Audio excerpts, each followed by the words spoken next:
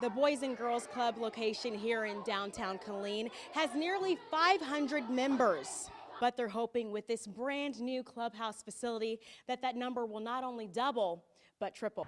That's right, Todd. You'll notice the campus is already pretty empty. Spring semester will resume March 23rd. However, classes will be held online until April 3rd. A Killeen mother steps outside Monday morning to find an awful sight. Her car riddled with bullet holes. And she says she doesn't know why. But as long as you schedule a private screening, you can still pop in for a movie. Hello, welcome to your private screening at the Beltonian Theater. Thank you. Todd, I'm here at Panel Specialists, Inc. in Temple, where earlier today, officers responded to that shots fired call. Hey, Joel, anticipation, that's the word I keep hearing. I'm here at Zooties in Temple, one of many shops preparing for that retail to-go option. It's something they never thought they'd have to do. As many parents have taken on the title of home educators, I spoke to one mom who's now wearing the hats of parent, home educator, and therapist. Since Sawyer Clark battles spinal muscular atrophy, he has a higher risk of getting a more serious case of COVID-19. It's a serious thing that we're really worried about that. So worried, in addition to sheltering in place, the family decided to stop taking the 10-year-old to his essential therapy sessions. Slight sniffle or a cough. It could be, just a head cold, but for Sawyer, it could be a full-blown upper respiratory infection. He's not alone. Kelly Barr, owner of Kids Therapies in Killeen, says more than half of her clients have stopped bringing their children to her physical, occupational, and speech therapy clinic. We're hanging on to keep their skills where they're at and progress them forward. And when they miss for protracted amounts of time, they decline in skills. To the left a little bit. The clinic turning to telehealth to make sure patients don't fall behind. For me to get stronger. And relying on occupational therapists like Kaylin Andrus to get the job done. He said to me that touched my heart is, Miss K, I'm so glad to see you. This is kind of a routine now. So the fact giving these kids back a routine is so key in their everyday function because it's been so off. You got it? Yeah. And Sawyer's mom, Brandy Clark, says there's a way you can help too. It may not affect you as severely as someone like Sawyer, but just to protect everybody in general, just stay up with the hand washing, sanitizing everything. Definitely staying at home if you don't have to be out. Barr says a large percentage of her patients fall into the medically fragile category. Olivia Levada, 25 News, Bell County. Joel, I'm here at Holy Moly Tattoos and Piercings in Killeen. They decided to reopen today, limiting one person per artist at a time. The owner of Holy Moly Tattoos and Piercings has decided to open up in Killeen, even though he could face a hefty fine. No money coming in, and we just have to do what we got to do.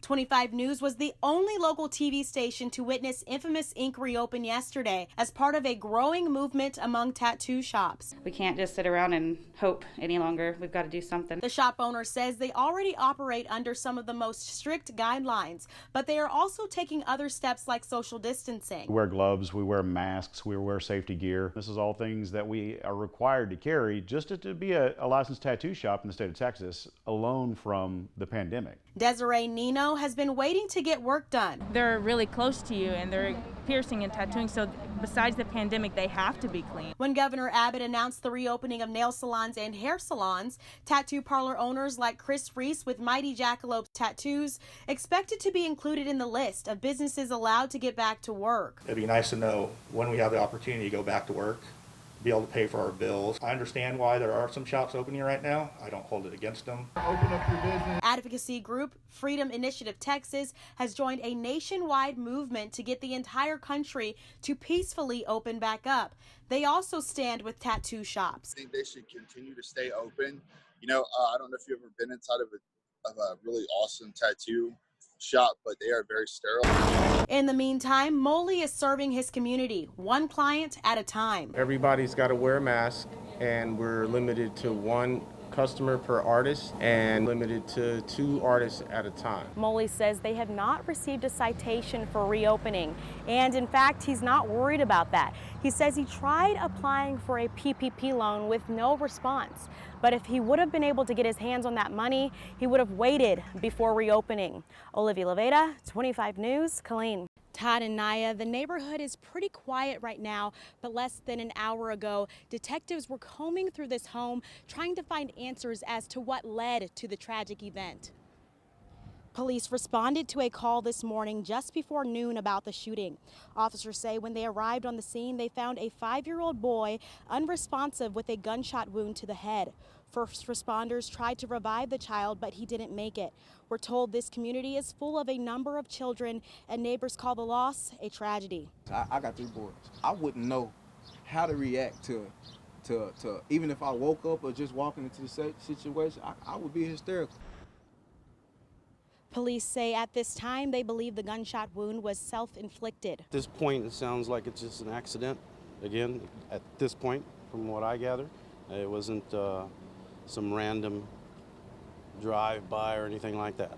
It's unclear who owned the gun or how the child got a hold of it, and so far no charges have been filed.